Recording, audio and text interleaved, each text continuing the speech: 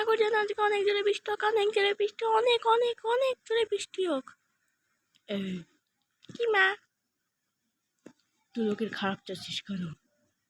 কি মানে কি? আমি তো খালি বৃষ্টি হওয়ার জন্য চেয়েছি মা। এই তুই জানিস না কত লোকের ফসল আছে, ওরা সব চাষ করে কষ্ট করে রেখেছিল, তুই ভাবছিস যে বৃষ্টি হোক? হুম হুম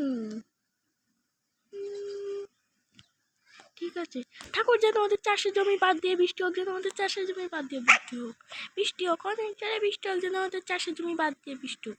এই কি